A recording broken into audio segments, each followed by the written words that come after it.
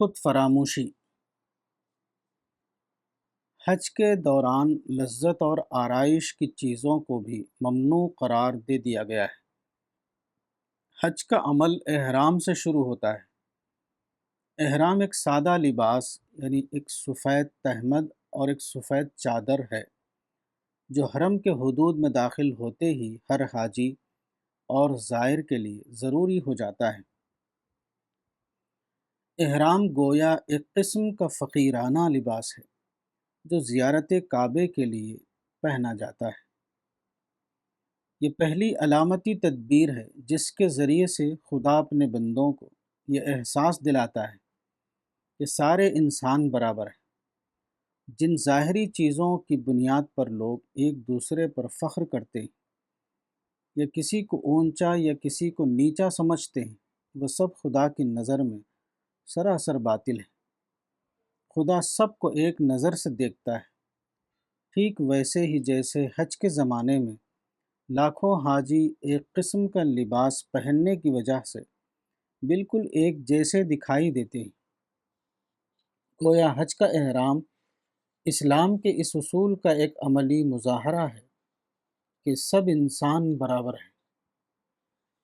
جو لوگ خدا کے اچھے بندے بننا چاہتے ہیں ان کے لیے لازم ہے کہ وہ ہر قسم کے دوسرے لباس اپنے اوپر سے اتار دیں اور سب کے سب ایک خدائی لباس میں ملبوس ہو جائیں۔ رسول اللہ صلی اللہ علیہ وسلم سے پوچھا گیا کہ حاجی کون ہے؟ آپ نے فرمایا، پراگندہ بال اور غبار آلود۔ ان الفاظ میں اصل حاجی کی تعریف بتائی گئی ہے۔ الجھے ہوئے بال اور گرد سے اٹا ہوا جسم با مقصد آدمی کی پہچان ہے۔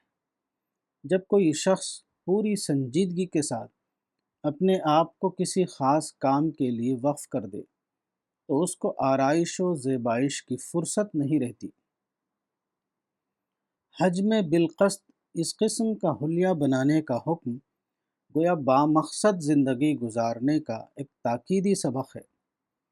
اس کا مطلب یہ ہے کہ آدمی خدائی مقصد میں اپنے آپ کو اس حد تک مشغول کرے کہ اس کو اپنے ظاہر کو بنانے اور سنوارنے کی سدھ نہ رہے۔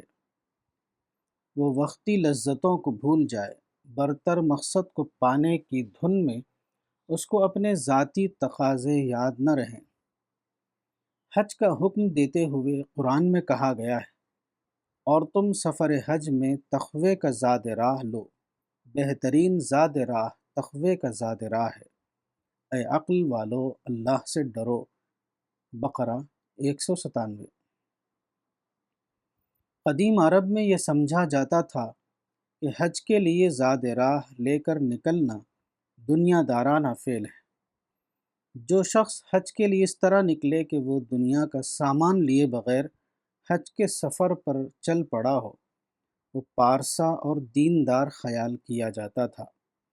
ایسے لوگ اپنے بارے میں کہتے کہ ہم متوکل ہیں، نحن المتوکلون۔ ہم خدا کے سوا کسی چیز پر بھروسہ نہیں کرتے، مگر قرآن میں یہ بتایا گیا کہ اس قسم کی ظاہری نمائش کا نام دینداری نہیں ہے۔ دینداری کا تعلق دل اور ذہن سے ہے، نہ کہ کسی قسم کے خارجی مظاہرے سے۔ آدمی کو جس چیز سے بچنا ہے وہ یہ ہے کہ اس کا دل اور اس کا ذہن غیر اللہ کے ڈر سے خالی ہو، نہ یہ کہ اس کی جھولی میں کوئی کھانے پینے کا سامان نظر نہ آتا ہو۔